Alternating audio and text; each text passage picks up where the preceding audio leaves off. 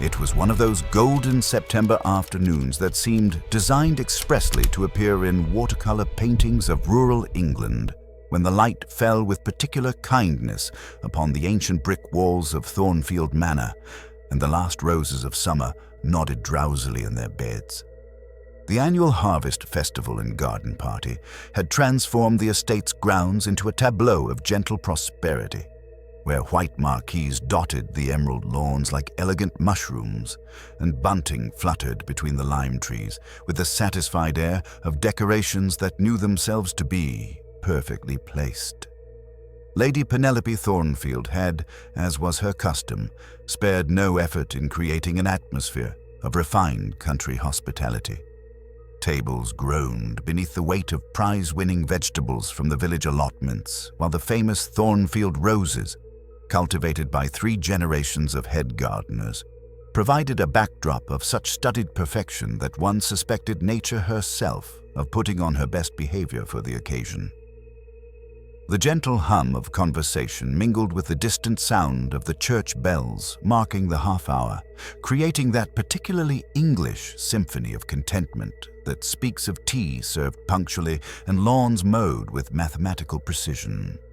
Miss Jane Marple had positioned herself, with the instinctive wisdom of those who understand the value of strategic observation, beneath the spreading branches of an ancient oak that commanded an excellent view of both the main festivities and the more intimate gatherings that inevitably formed at such events.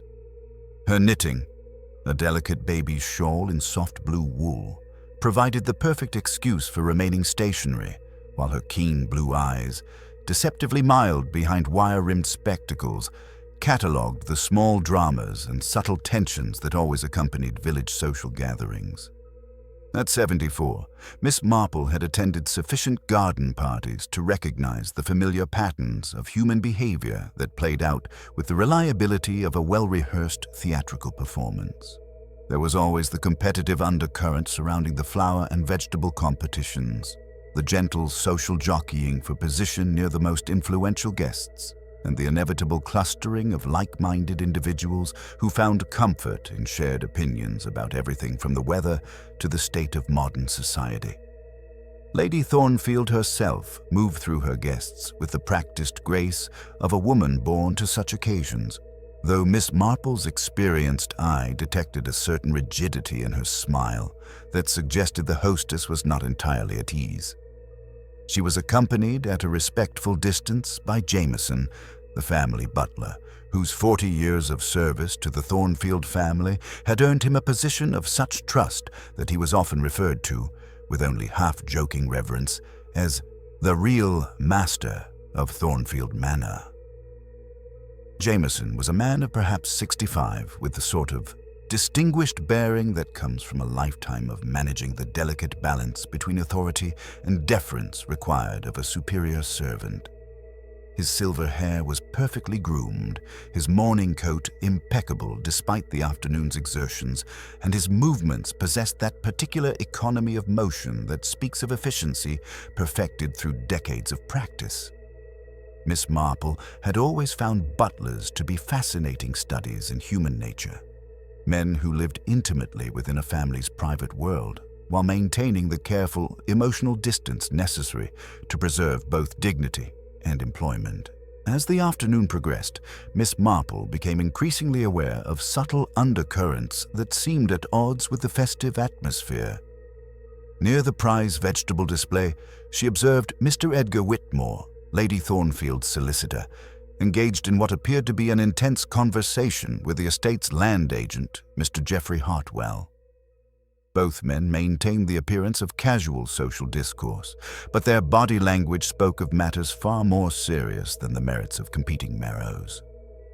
Young Dr. Patricia Evans, recently arrived in the village to assist the aging Dr. Pemberton, stood somewhat apart from the main gathering, her medical bag never far from her side. She was a modern young woman with an air of professional competence that occasionally seemed to make the more traditional villagers slightly uncomfortable, though Miss Marple noted that Lady Thornfield had made particular efforts to include her in conversations.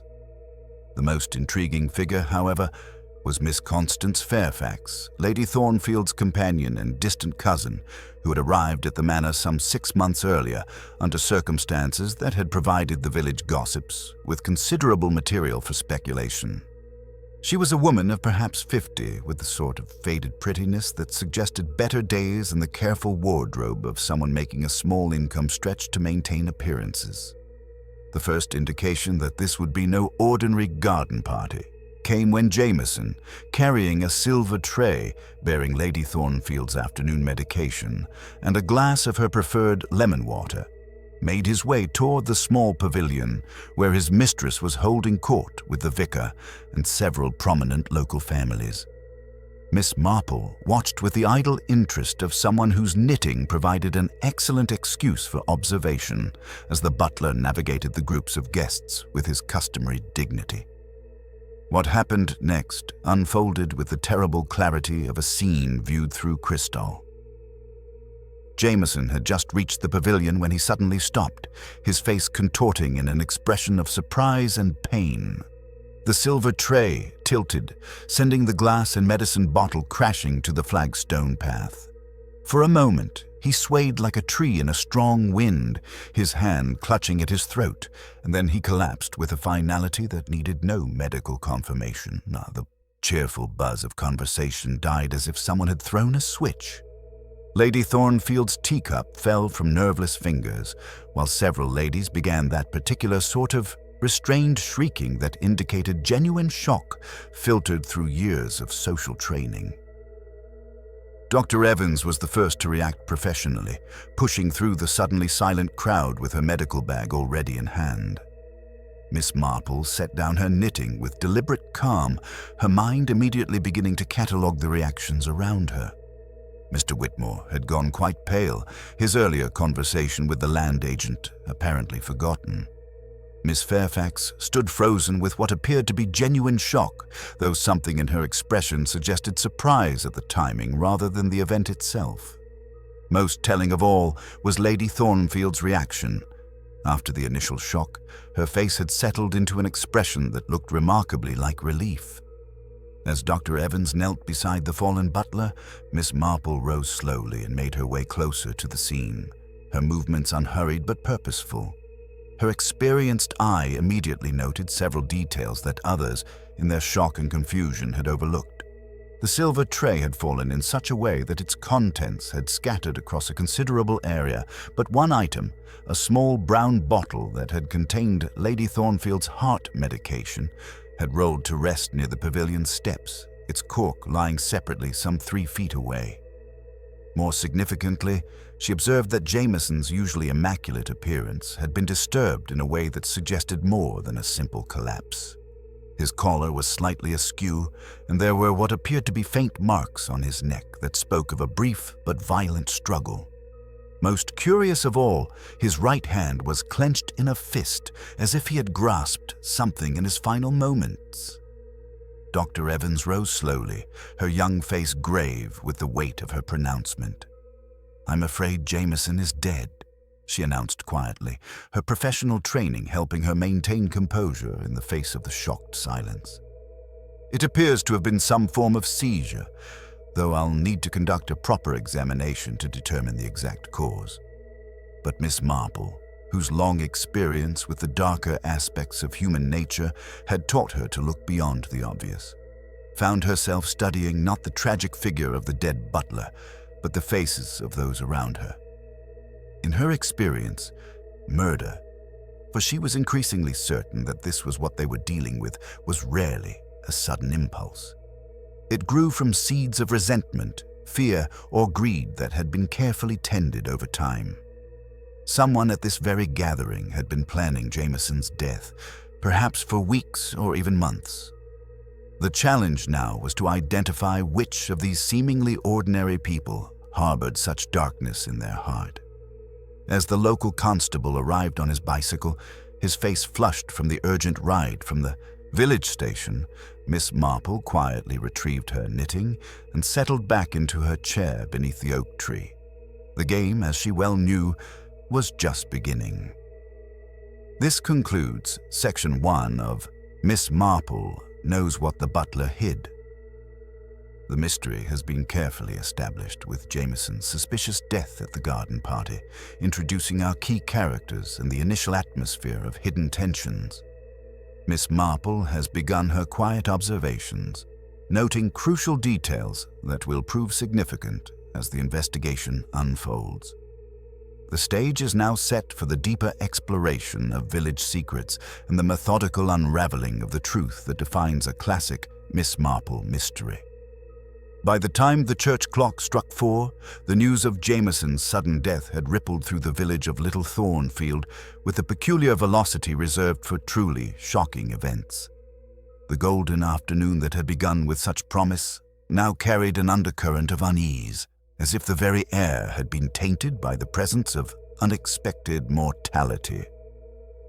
Lady Thornfield, having recovered her composure with remarkable swiftness, directed the remaining servants to provide tea and gentle guidance toward the carriages for those guests who wished to depart, though she herself maintained a careful distance from the pavilion where Jameson's body lay beneath a pristine white tablecloth provided by the housekeeper.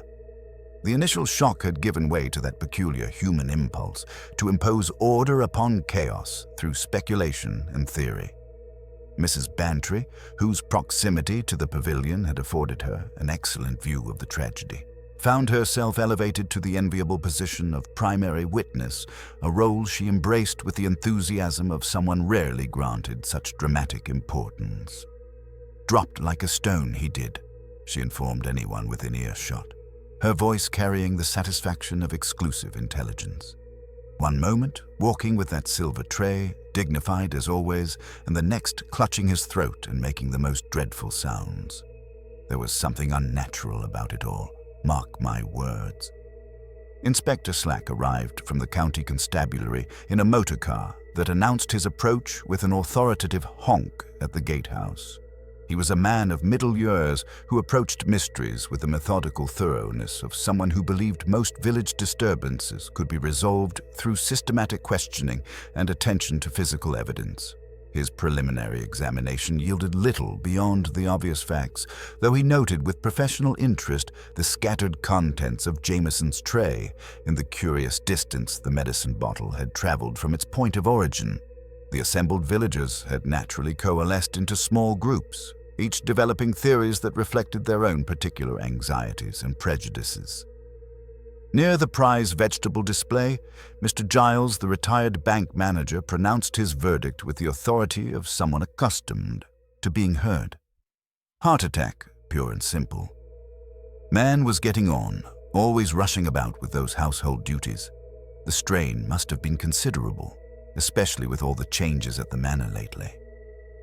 This reference to changes sparked immediate interest, for Miss Constance Fairfax's arrival 6 months earlier had provided considerable material for village speculation.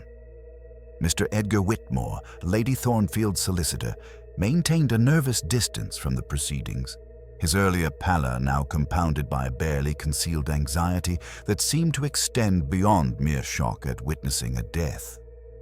When questioned by Inspector Slack, he spoke with the precise over-articulation of a man reminding himself that carefully chosen words could fend off unwanted scrutiny.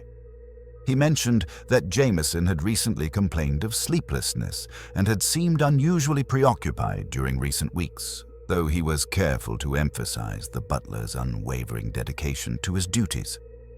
Dr. Patricia Evans, having completed her initial assessment, found herself in reluctant conversation with the inspector about her observations. While maintaining her professional diagnosis of a possible cardiac event, her medical training had registered details that troubled her quiet mind. The rapidity of onset seemed unusual for a man of Jameson's apparent health, and certain physical evidence suggested circumstances that warranted closer examination. She chose her words carefully, avoiding direct contradiction of the inspector's apparent preference for straightforward conclusions while ensuring her concerns were properly documented. Miss Constance Fairfax had initially appeared genuinely shocked, but as the afternoon progressed, Miss Marple observed a subtle shift in her demeanor. Her tears fell with the curious neatness of those accustomed to watching themselves weep. and her gaze returned too frequently to the shattered medicine bottle near the pavilion steps, as if it had become a lodestone for her thoughts.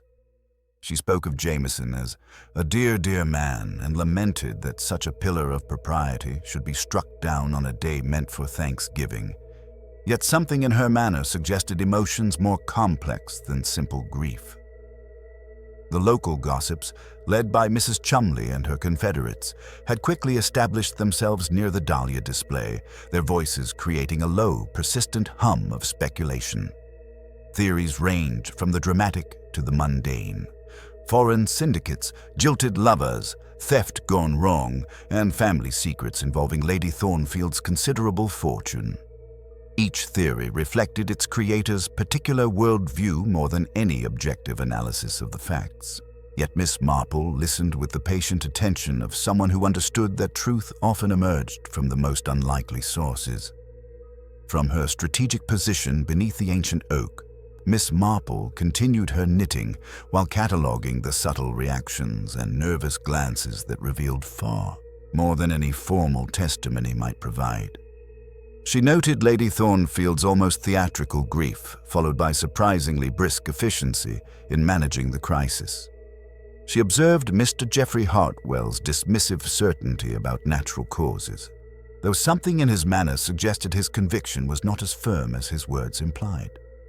Most intriguingly, she watched the careful dance of avoidance between several key figures, as if invisible threads of shared knowledge or mutual suspicion connected them in ways they preferred to keep hidden.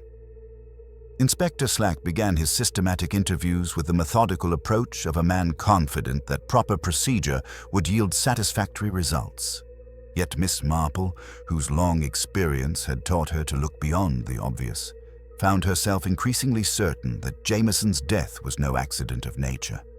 The timing, the circumstances, and most tellingly, the reactions of those present all suggested a more deliberate design.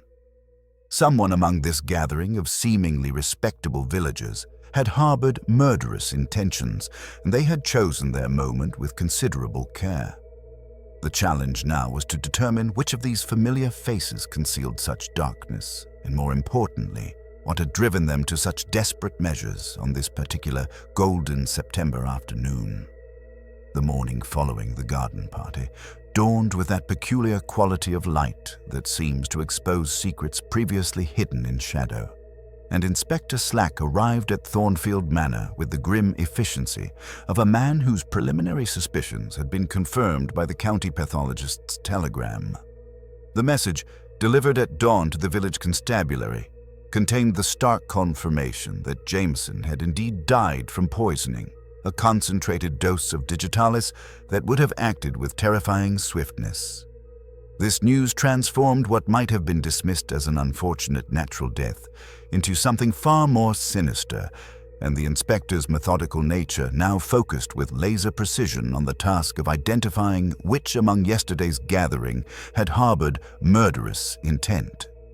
Miss Marple, having received this intelligence through the reliable network of village communication that operated with the efficiency of a well-oiled telegraph system, made her customary morning visit to the post office.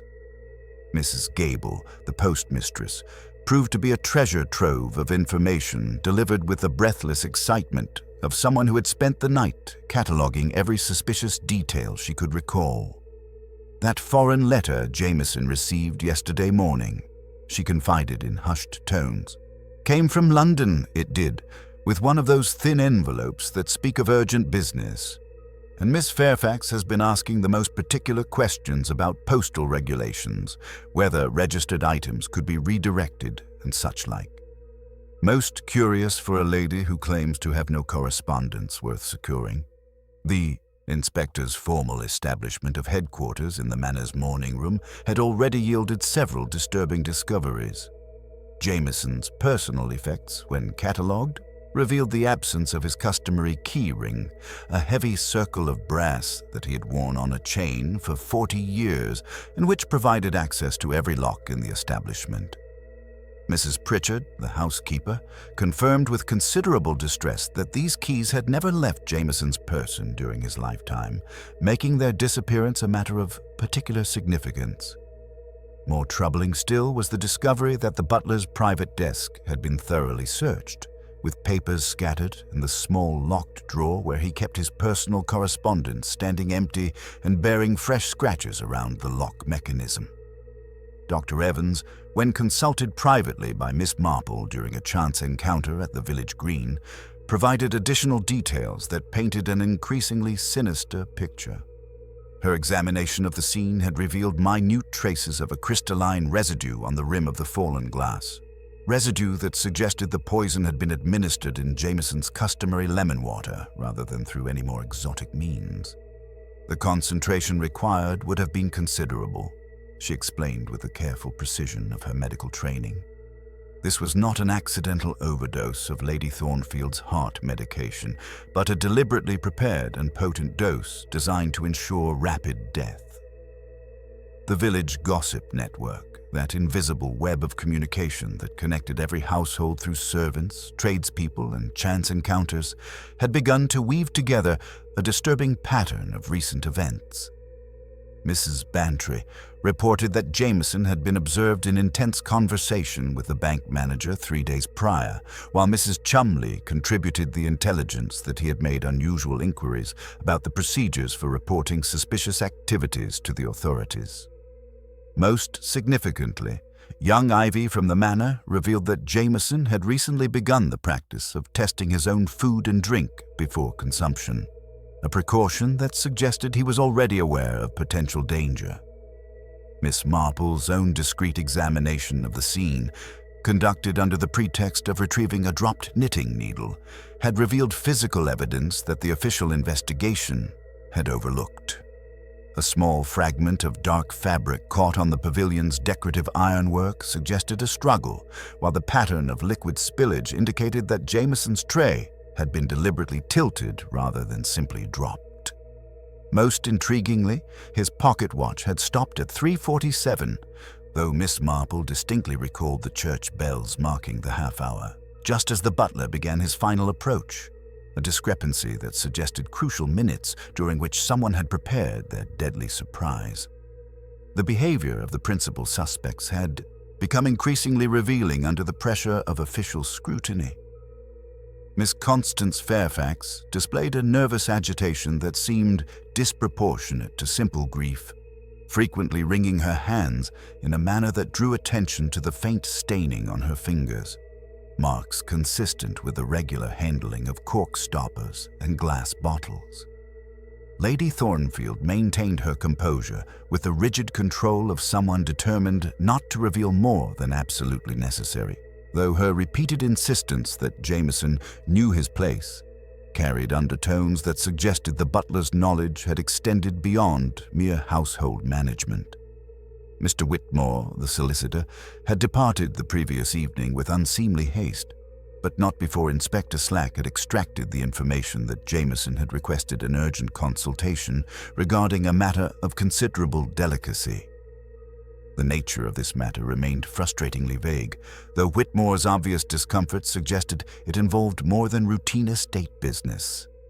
Similarly, Mr. Hartwell's defensive assertions about the estate's financial stability seemed to protest too much, particularly when combined with his nervous inquiries about whether the investigation would extend to examining household accounts and correspondence.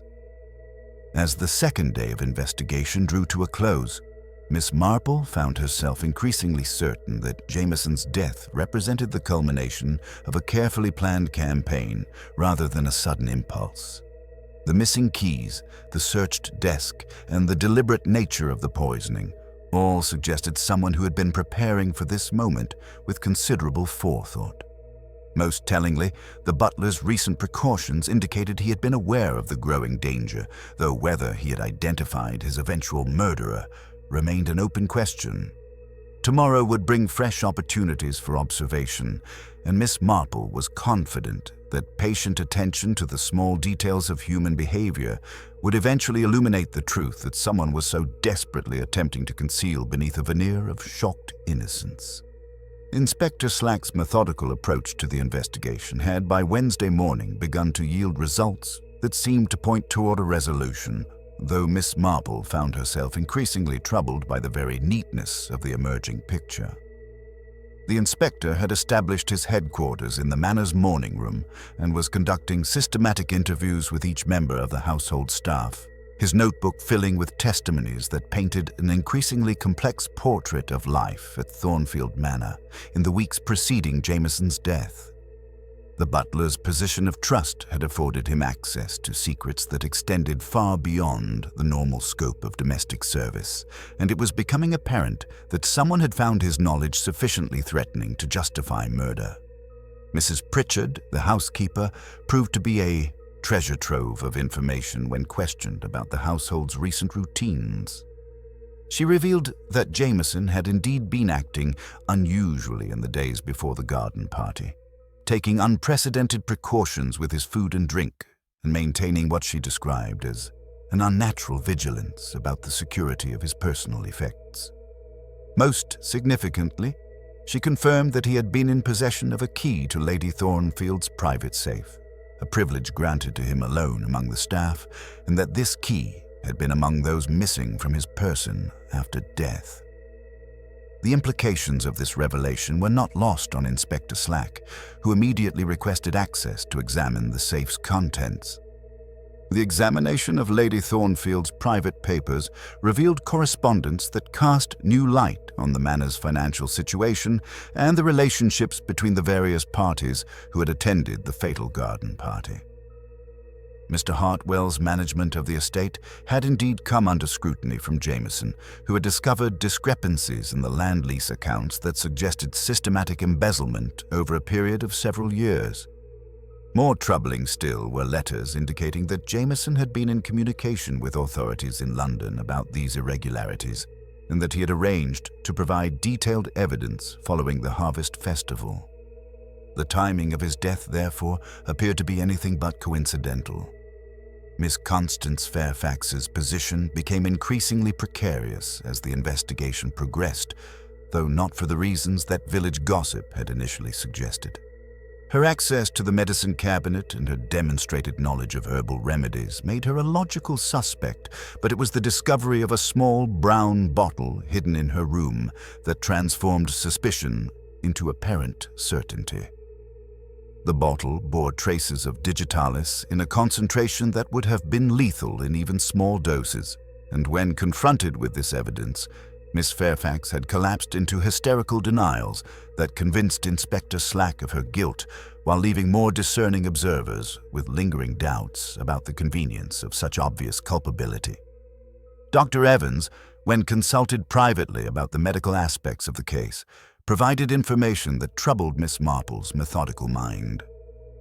The preparation of such a concentrated digitalis solution would have required not merely theoretical knowledge of plant-based remedies, but practical experience with chemical processes that seemed beyond Miss Fairfax's demonstrated capabilities. Moreover, the method of application suggested by the evidence, crystals dissolved and painted along the inside rim of the lemon-glass, required a precision and timing that spoke of careful planning rather than desperate improvisation. Most significantly, Miss Fairfax showed none of the telltale skin irritation that prolonged contact with concentrated digitalis typically produced, an observation that cast doubt on her direct involvement in the poison's preparation. The physical evidence itself presented inconsistencies that became more apparent under careful scrutiny. Jameson's missing keys had been discovered not in Miss Fairfax's possession, but hidden beneath a loose floorboard in the butler's own pantry, suggesting either remarkable foresight on the part of the murderer or the existence of secrets that Jameson himself had been attempting to protect. The searched desk bore signs of methodical examination rather than frantic ransacking, as if someone had been looking for specific documents rather than simply attempting to destroy evidence.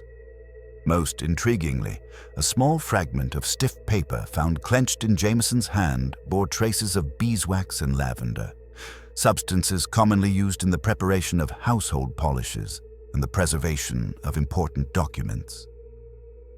Mr. Hartwell's behavior under questioning revealed a man caught between competing loyalties and growing desperation. His financial improprieties were becoming increasingly difficult to deny, and his motive for wanting Jameson silenced was clear enough to satisfy Inspector Slack's desire for straightforward resolution.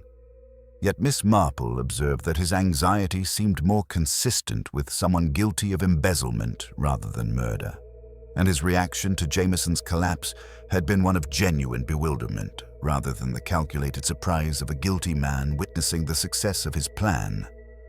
The discovery of digitalis, traces on a gardening trowel in his potting shed, provided compelling physical evidence, but the very obviousness of this clue troubled those inclined to look beyond surface appearances. Lady Thornfield's demeanor throughout the investigation had been that of a woman determined to maintain dignity in the face of scandal, but Miss Marple detected undertones of relief that seemed disproportionate to the simple resolution of a domestic crisis. Her immediate arrangements for alternative household assistance suggested practical acceptance of Miss Fairfax's permanent removal, while her careful silence about her companion's guilt spoke of someone with more complex feelings about the situation than simple shock and betrayal. Most tellingly, her repeated emphasis on Jameson's discretion and loyalty carried implications that extended beyond mere household management, as if his death had resolved problems that reached far deeper than anyone was yet prepared to acknowledge. As the third day of investigation drew to a close, Miss Marple found herself convinced that the truth lay not in choosing between the obvious suspects, but in understanding the careful orchestration that had been designed to obscure it. Someone with intimate knowledge of the manor's routines and access to both the poison and the personal effects of others had gone to considerable lengths to ensure that suspicion would fall upon convenient targets rather than the true perpetrator. The challenge was to identify which of the remaining figures possessed both the means and the motive to commit such an elaborate deception, and more importantly, what secret Jameson had discovered that was worth killing to protect. Thursday morning brought with it a discovery that would have escaped the notice of anyone less observant than Miss Marple, though its significance would prove far greater than its modest appearance suggested. During her customary constitutional through the manor's extensive gardens, ostensibly to admire the late-blooming foxgloves, she discovered beneath the spreading branches of an ancient yew hedge a small glass vial bearing traces of the same crystalline residue found on Jameson's drinking glass. The vial's placement spoke volumes to those trained to read the subtle language of concealed evidence, not carelessly discarded, but deliberately positioned where it would eventually be discovered while remaining hidden long enough to avoid immediate detection.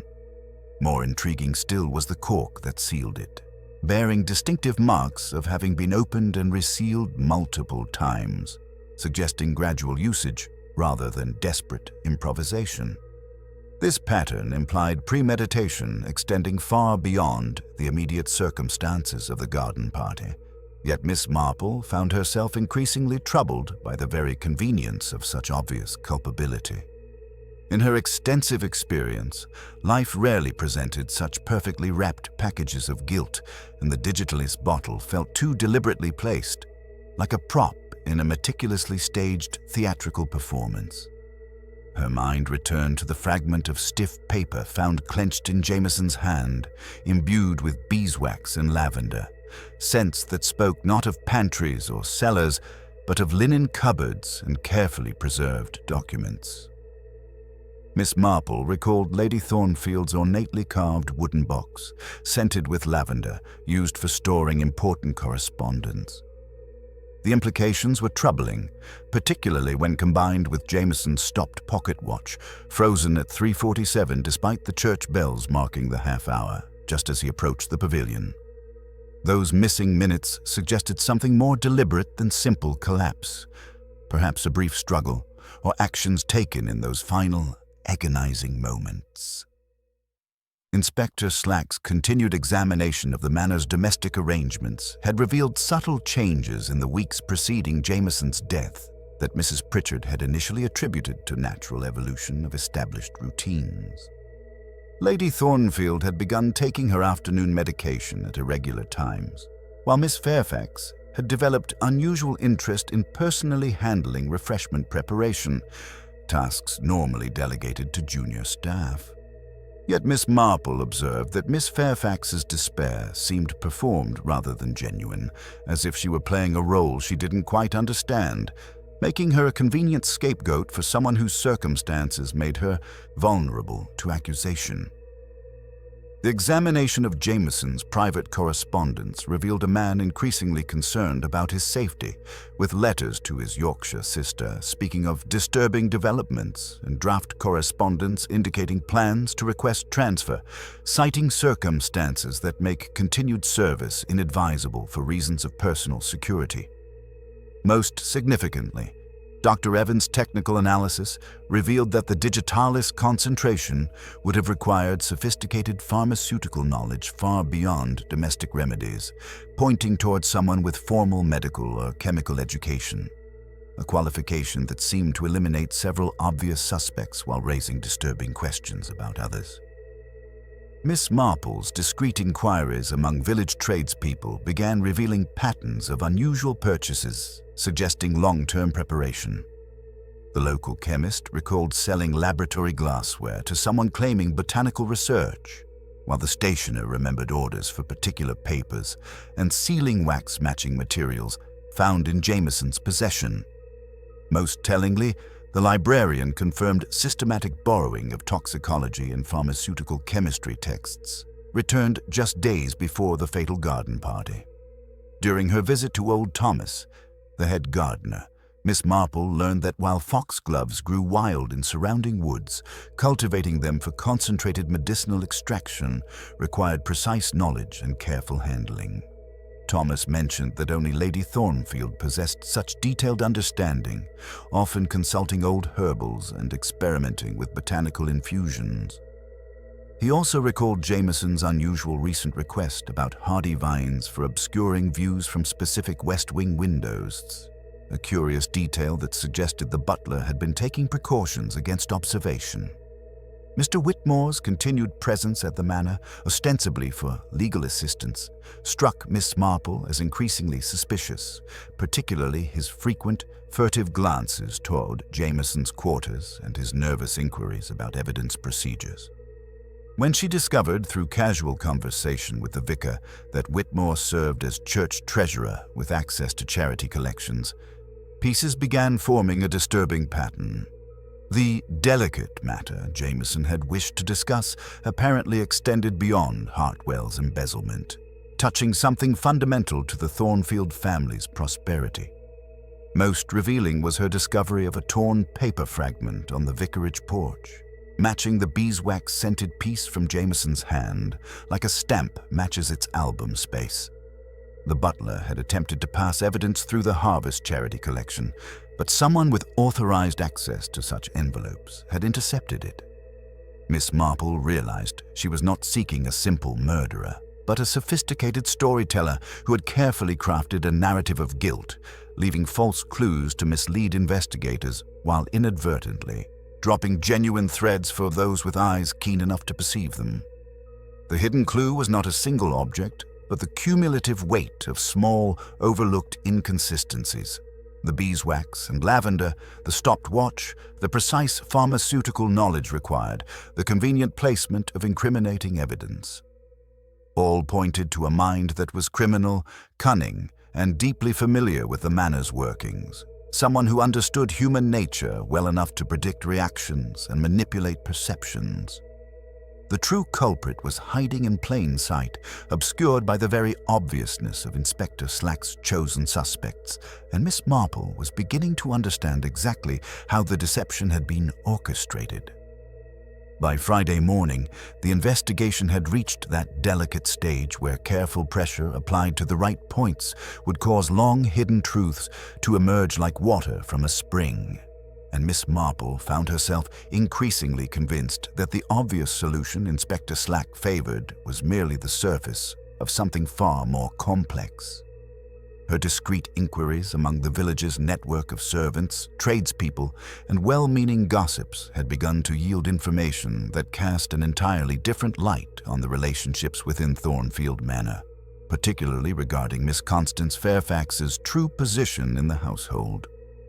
Mrs. Bantry, whose privileged access to Lady Thornfield's confidence had made her privy to family secrets spanning decades, revealed under Miss Marple's gentle questioning that Miss Fairfax was not the distant cousin she claimed to be, but rather the legitimate daughter of Lady Thornfield's deceased brother.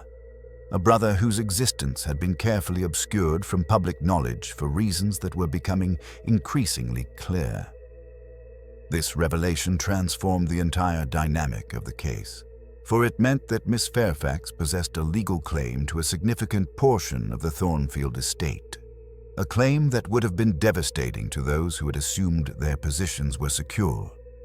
The implications rippled through Miss Marple's understanding like stones cast into still water, creating patterns of motive and opportunity that had previously remained hidden. Jameson's role as keeper of family secrets suddenly took on new significance, for he alone among the household staff would have been privy to the legal documentation proving Miss Fairfax's legitimate inheritance rights.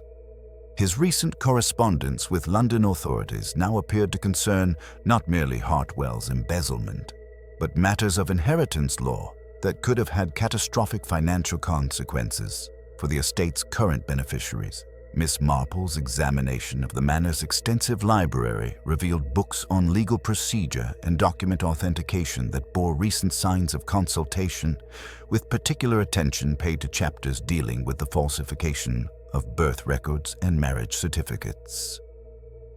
The marginalia in these volumes, written in a careful hand that attempted to disguise its natural characteristics, suggested someone with intimate knowledge of legal processes and access to official documentation. Most troubling was her discovery that several original documents from the Thornfield family archives had been removed and replaced with carefully crafted forgeries that would have been virtually undetectable without expert examination.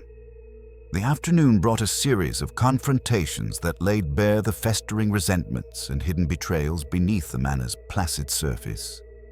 In the conservatory, amidst the humid warmth of exotic plants, Mr. Hartwell and Mr. Whitmore engaged in a heated exchange that Miss Marple observed while ostensibly admiring a rare orchid.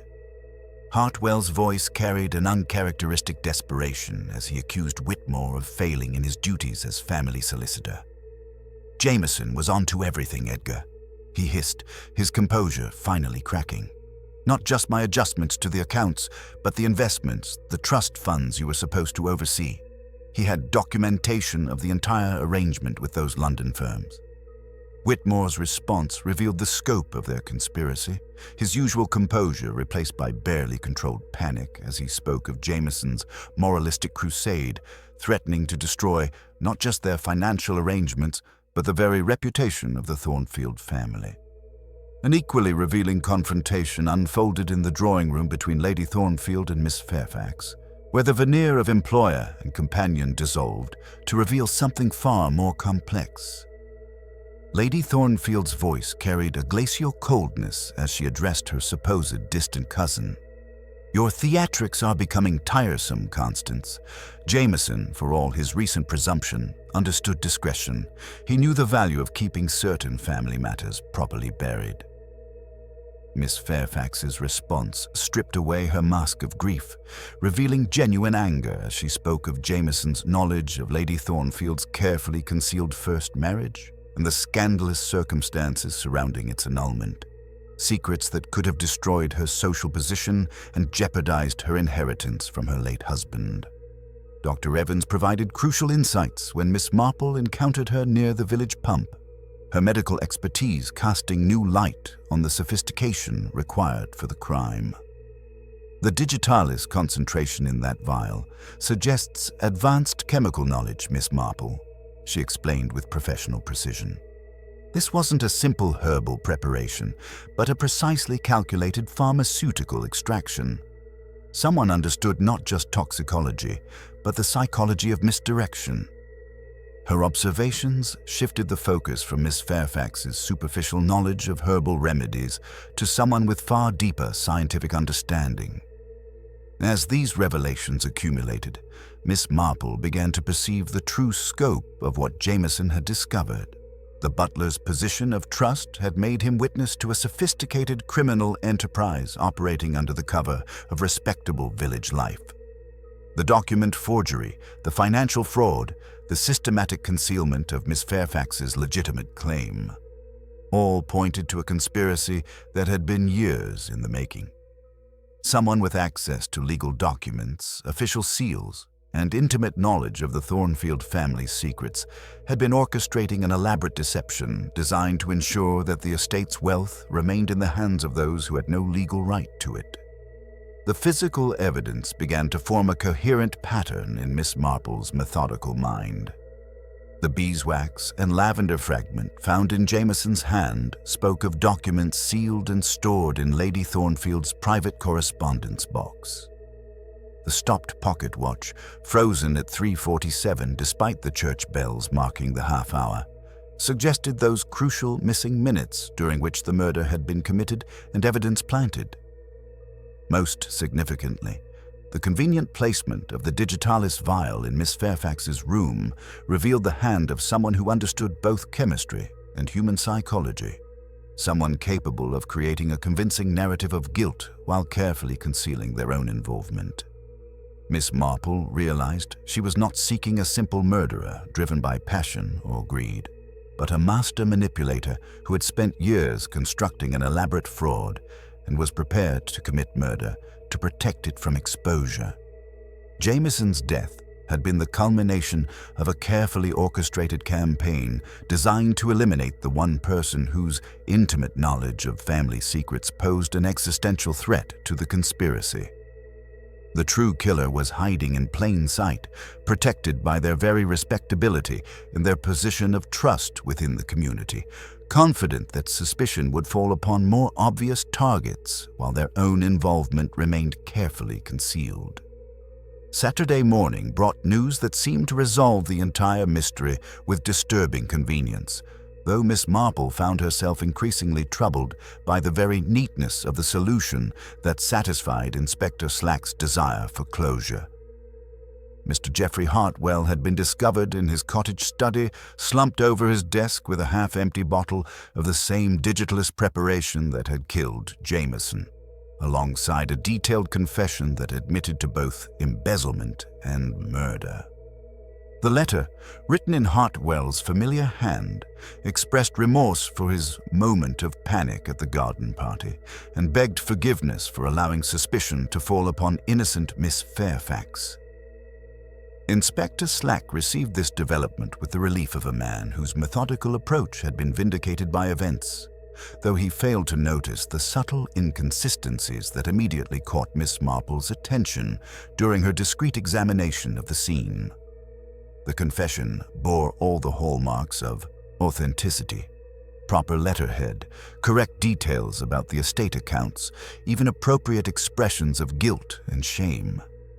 Yet something in the document's phrasing struck her as oddly formal, lacking the personal anguish one might expect from a man driven to such desperate measures. More significantly, Miss Marple observed that while Hartwell was naturally left-handed in all his estate work, the confession displayed a distinctly right-handed slant that suggested careful disguise rather than natural composition. The ink, though matching Hartwell's usual blue, showed subtle variations in density that indicated multiple writing sessions rather than a single emotional outpouring. Most telling was the paper itself, which bore the faint watermark of a London legal stationer, expensive stock that Hartwell, with his practical nature and modest income, would never have purchased for personal correspondence. The village embraced this resolution with the eagerness of people desperate to return to familiar routines after days of unsettling speculation. Mrs. Bantry pronounced herself satisfied that justice had been served, while Mrs. Chumley declared that she had always suspected something unwholesome about Hartwell's too frequent visits to London on estate business. Even Lady Thornfield expressed appropriate shock and gratitude that the dreadful business had reached its conclusion, though Miss Marple detected undertones of relief that seemed disproportionate to the simple resolution of a domestic crisis. Mr. Whitmore's reaction proved particularly illuminating to those trained to observe human nature under stress. His professional composure remained intact as he discussed the legal implications of Hartwell's suicide and confession, yet his hands trembled slightly as he handled the documents, and his usually precise speech carried subtle hesitations that suggested careful consideration of each word. When Inspector Slack mentioned the need to examine Hartwell's financial records, Whitmore's immediate offer to assist with the legal complexities struck Miss Marple as unusually eager for a man normally protective of professional boundaries. Dr. Evans provided crucial medical insights that cast further doubt on the apparent suicide's authenticity. Her examination revealed that while Hartwell had indeed consumed digitalis, the concentration and method suggested forced administration rather than voluntary ingestion. The position of the body, the absence of the violent convulsions typically associated with digitalis poisoning, and subtle bruising around the throat all indicated that Hartwell had been rendered unconscious before the poison was administered. Most significantly, his fingernails showed no traces of the distinctive irritation that handling concentrated digitals invariably produced. Miss Marple's methodical reconstruction of the previous evening's events revealed a pattern of calculated deception that extended far beyond simple murder. The telephone exchange records showed a call placed from the manor to Hartwell's cottage at 11:30 the previous night, ostensibly from Lady Thornfield requesting an urgent consultation about estate matters. Yet Lady Thornfield's genuine surprise at this information, combined with her detailed account of retiring early with a headache, suggested that someone else had used the manor's telephone system to lure Hartwell to his death. The sophistication required for both the original murder and this elaborate cover-up pointed inexorably towards someone with advanced pharmaceutical knowledge, access to legal documentation, and intimate familiarity with the estate's operations.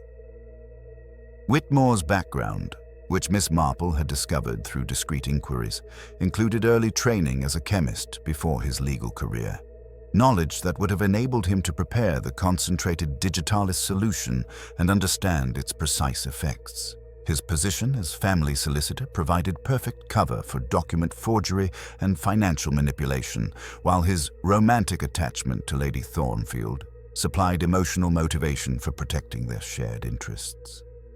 The physical evidence formed a coherent pattern under Miss Marple's experienced analysis. The beeswax and lavender fragment found in Jameson's hand matched materials from Lady Thornfield's correspondence box, where Whitmore would have had legitimate access while handling family legal matters. The forged confession bore subtle characteristics of legal document preparation, including the precise formatting and formal language that reflected Whitmore's professional training rather than Hartwell's practical approach to written communication. As evening approached, Miss Marple realized that Whitmore had orchestrated an elaborate deception designed to eliminate both the threat posed by Jameson's knowledge and the inconvenience of Hartwell's legitimate guilt regarding the estate accounts. By murdering both men and arranging the evidence to suggest suicide following confession, he'd created a narrative that satisfied official investigation while protecting his own position and future plans. The true killer had hidden behind professional respectability and emotional manipulation, confident that his careful staging would direct suspicion away from the one person with both means and motive to commit such sophisticated crimes. Sunday evening brought with it the sort of gentle twilight that seemed designed for quiet conversations and the settling of long-standing accounts, and Miss Marple found herself positioned in the manor's morning room with the strategic precision of a chess master, arranging her final gambit. She had requested this meeting under the innocent pretext of discussing the village memorial fund, a cause that would naturally require Mr. Whitmore's legal expertise and Lady Thornfield's patronage. Dr. Evans had been invited to provide medical insights into appropriate commemorative language, while the vicar's presence lent the gathering an air of respectable propriety that would prevent any participant from declining without appearing churlish.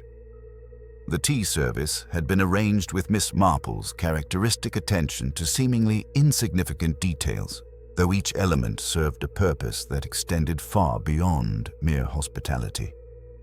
On the side table, positioned where it would naturally draw attention, lay a sealed envelope bearing the distinctive watermark of London legal stationery, the same expensive paper that had been used for Hartwell's forged confession.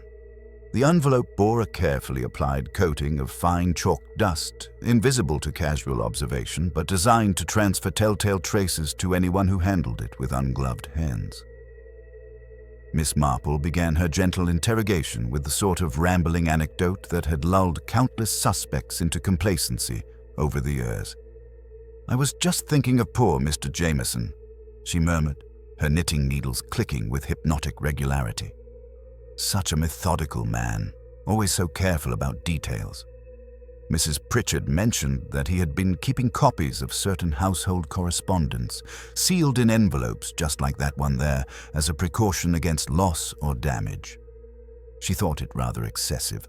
But then butlers do develop such particular habits about documentation."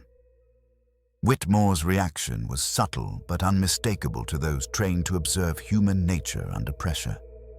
His teacup rattled almost imperceptibly against its saucer, while his gaze fixed on the envelope with the intensity of a man calculating distances and opportunities.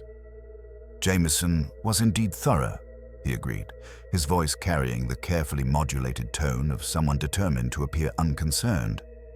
"Though I fear his zeal for record-keeping may have led him to preserve materials that were better left forgotten."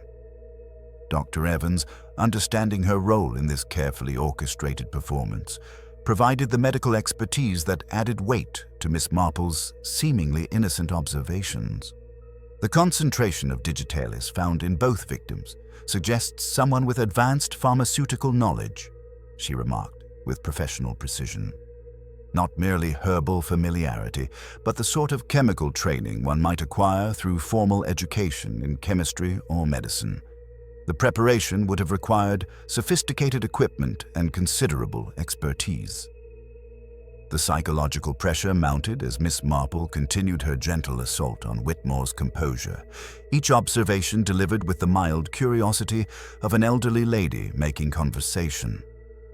"It's remarkable how handwriting can reveal so much about a person's state of mind," she mused, glancing meaningfully at the envelope. "Dr. Pemberton was just telling me about graphology studies that show how stress affects penmanship. A naturally left-handed person attempting to write with their right hand, for instance, produces very distinctive characteristics that trained observers can easily identify." Whitmore's professional mask began to slip as the implications accumulated like water drops wearing away stone. His left hand, which had been resting casually on the chair arm, moved unconsciously to his pocket, while his right hand betrayed a slight tremor that spoke of nerves stretched to their breaking point. "Handwriting analysis is hardly an exact science," he protested, but his voice carried a defensive edge that contradicted his words. The critical moment arrived when Miss Marple rose to refresh the tea, deliberately positioning herself so that Whitmore would be momentarily alone with the tantalizing envelope. She maintained a stream of gentle conversation from the tea service, her back turned as if in complete trust, while her peripheral vision tracked every movement. As she had anticipated, Whitmore's desperation overcame his caution. His hand moved toward the envelope with the swift precision of a man seizing a lifeline, his fingers closing around it just long enough to confirm its contents before releasing it with apparent casualness. When Miss Marple returned with the refreshed tea, she observed with satisfaction the faint white residue on Whitmore's fingertips, chalk dust that would provide tangible evidence of his guilt. More tellingly, his demeanor had shifted from nervous composure to barely controlled panic as he realized the envelope contained nothing more incriminating than blank paper, and his own desperate attempt to suppress evidence had been witnessed and documented. "The curious thing about guilt," Miss Marple observed with deceptive mildness, "is how it compels people to reveal themselves through the very actions they take to remain hidden. A truly innocent person would have no reason to examine sealed correspondence, while someone with intimate knowledge of its potential contents would find such temptation irresistible." Her blue eyes, no longer mild but sharp with unmistakable certainty, fixed upon Whitmore with the intensity of a judge pronouncing sentence. The solicitor's carefully constructed facade finally crumbled under the weight of accumulated evidence and psychological pressure. His breathing became labored, his hands shook visibly, and the professional composure that had protected him throughout the investigation dissolved like morning mist before the sun. "You don't understand," he whispered, his voice barely audible above the gentle tick of the mantel clock. "Everything I did was to protect her, to protect us both. Jameson would have destroyed everything with his misguided sense of duty." Miss Marple set down her teacup with the finality of a gavel striking wood, her gentle trap having achieved its intended purpose through the simple expedient of allowing human nature to reveal itself under carefully applied pressure. The confession that followed emerged not in a sudden torrent, but through Miss Marple's patient unraveling of carefully constructed lies, each gentle observation acting like a scalpel that exposed the infected tissue beneath Whitmore's professional composure. The solicitor's hands trembled as he stared at the telltale chalk residue on his fingers, the simple trap having accomplished what hours of formal interrogation had failed to achieve. His breathing became labored, and the mask of respectability that had protected him throughout the investigation finally cracked under the accumulated weight of evidence and psychological pressure. "You are quite correct, Miss Marple," he whispered, his voice carrying the hollow tone of a man watching his carefully constructed world collapse around him. "I loved Penelope from the moment we met, 27 years ago, before her marriage to Sir Charles. When he died 5 years ago, I thought we could finally be together openly, respectably. But Jameson discovered our relationship 3 months ago, and with it, he began investigating irregularities that threatened to destroy everything we had built together. The financial conspiracy that Whitmore's confession revealed had been operating with sophisticated precision for nearly 2 decades, using his position as family solicitor to manipulate inheritance documents and redirect funds that should have gone to legitimate heirs. Miss Fairfax's true identity as Sir Charles's illegitimate daughter had been discovered years earlier, but rather than reveal her claim, Whitmore had systematically destroyed evidence of her parentage while creating false documentation to support the fiction of her distant cousinship. The estate's considerable wealth had been preserved through careful document forgery and the manipulation of trust fund arrangements that would have devastated Lady Thornfield's financial security. Miss Marple's needles continued their gentle rhythm as she guided the confession with the precision of a surgeon. The digitalis preparation required pharmaceutical knowledge, far beyond simple herbal remedies, Mr. Whitmore. Dr. Evans has confirmed that the concentration found in both victims could only have been achieved through sophisticated chemical processes. Your early training in chemistry before your legal career provided exactly that expertise. You painted the crystalline solution inside Jameson's lemonglass during the morning preparations, knowing his routines perfectly after 40 years of observation. The murder itself had been planned with the methodical precision that characterized all of Whitmore's professional work, though his description revealed the psychological torment that had accompanied each calculated step. The garden party provided perfect cover, with its crowd of potential suspects and natural confusion that would obscure the precise timing of the crime. Jameson's stopped pocket watch, frozen at 3:47 despite the church bells marking the half-hour, had recorded not the moment of his collapse, but the instant when Whitmore's trap was sprung behind the pavilion during those crucial missing minutes when the poison was administered. Jameson suspected danger, Miss Marple observed with quiet certainty. He had been taking precautions with his food and drink, but he trusted the glass he carried for Lady Thornfield. You exploited that trust, Mr. Whitmore, knowing he would perform his customary taste test of the lemon water. The fragment of stiff paper found in his hand, scented with beeswax and lavender, came from documents sealed in Lady Thornfield's correspondence box, evidence he was attempting to preserve and pass to the authorities through the Harvest Charity Collection.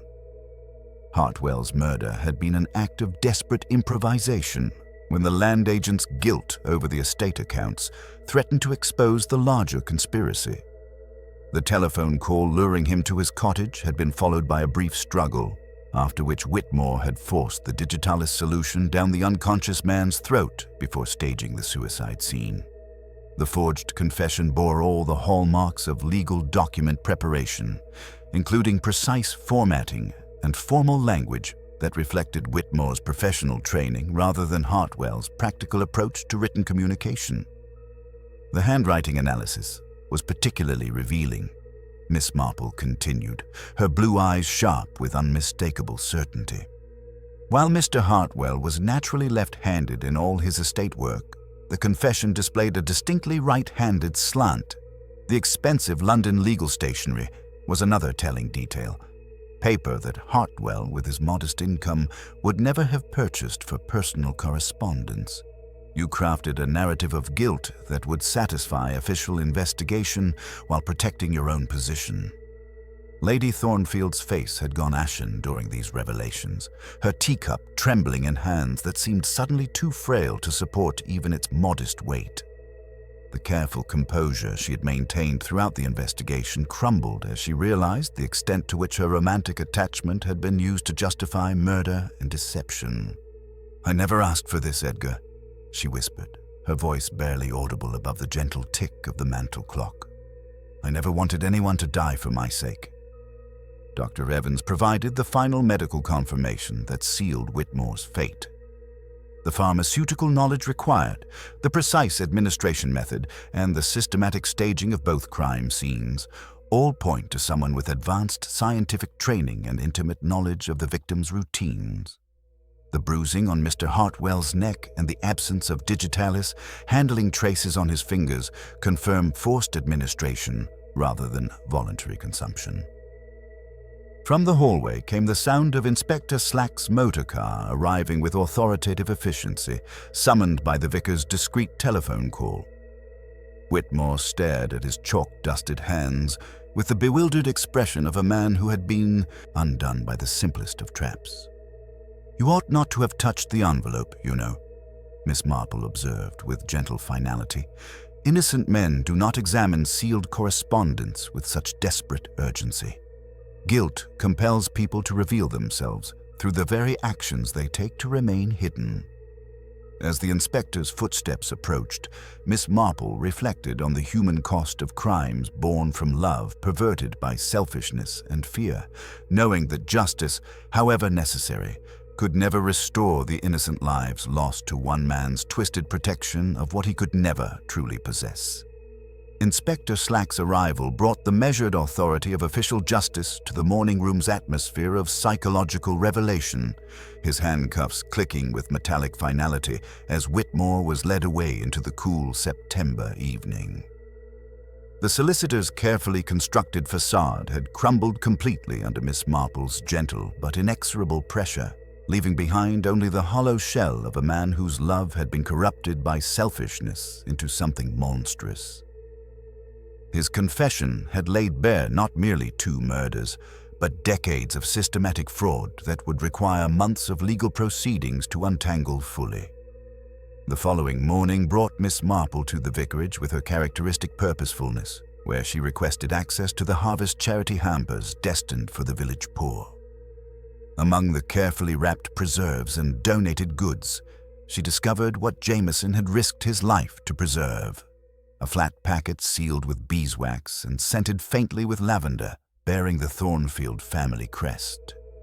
Within lay the butler's methodical documentation, certified copies of marriage and baptismal records proving Miss Fairfax's legitimate parentage, detailed ledgers tracking Whitmore's financial manipulations, and a letter in Jameson's precise handwriting explaining his moral obligation to expose the truth despite the personal cost.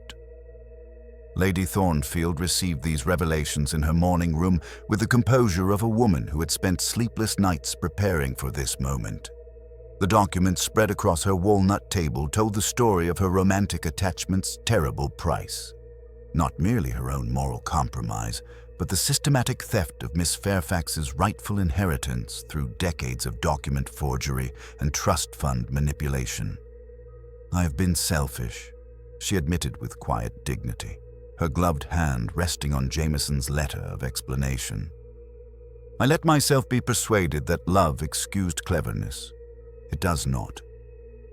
Miss Fairfax's response to learning her true identity mixed vindication with profound sadness for the father she had never known, and the years of uncertainty that could never be recovered. Her request for modest independence, a cottage perhaps, books, freedom to be no one of consequence, demonstrated the wisdom of someone who had learned that peace mattered more than position. Lady Thornfield's immediate arrangements for her cousin's proper inheritance and public acknowledgement of their kinship began the slow process of making amends for decades of concealed injustice. The village absorbed these revelations with that peculiar mixture of shock and satisfaction that accompanies the resolution of long-standing mysteries, though the knowledge that evil had walked among them, disguised as professional respectability, left many residents more cautious in their social relationships. Dr. Evans found her medical expertise vindicated and her position in the community strengthened, her careful analysis of the digitalist preparation having proved crucial in directing suspicion towards someone with formal scientific training rather than simple herbal knowledge. The funerals that followed provided the community with necessary rituals of closure, though they carried different emotional weights. Hartwell's sparsely attended service reflected his complicated legacy of both embezzlement and victimhood, while Jameson's packed church celebration honored a man whose moral courage had ultimately triumphed over the forces that sought to silence him. Mrs. Pritchard wept openly behind her tattered handkerchief, while Lady Thornfield stood with military straightness, her mourning dress precisely appropriate to the occasion, without theatrical excess. The legal investigation that followed Whitmore's confession revealed fraud extending far beyond the Thornfield estate, involving multiple families who had trusted his professional discretion while he systematically manipulated inheritance documents and charitable donations. His position as a respected solicitor had provided perfect cover for document forgery, spanning several counties, prompting calls for enhanced regulatory oversight of legal professionals' financial practices. Miss Marple reflected on the case's resolution with characteristic modesty, deflecting village admiration while privately contemplating the tragedy of genuine love, corrupted by fear and selfishness into murderous deception. Her simple trap with the chalk-dusted envelope had demonstrated how psychological pressure could accomplish what formal interrogation had failed to achieve, revealing guilt through the very actions taken to conceal it. As autumn deepened toward winter, Little Thornfield gradually resumed its accustomed rhythms, though with an undercurrent of wariness that had not existed before the garden party's terrible revelations. The manor itself underwent subtle but significant changes. Locks were changed, and then notices cancelled because there was nothing left to hide. West wing vines were trimmed to let in natural light, and the household staff adjusted to new routines without their trusted butler's guiding presence. Inspector Slack began pausing by Miss Marple's gate during his morning rounds, touching his hat brim while venturing increasingly comfortable requests for her opinion on matters he described as purely hypothetical. She received these consultations with kindness and no triumph, understanding that professional pride required careful tending in sheltered soil. The memory of Jameson's courage provided the village with a moral lesson that would resonate long after the immediate shock had faded, reminding all who heard the story that integrity sometimes demanded the ultimate sacrifice. Miss Marple continued her daily routines of knitting and gentle observation, knowing that human nature remained constant in its capacity for both good and evil, and that vigilance was the eternal price of maintaining the delicate social fabric that held communities together in the face of darkness disguised as respectability.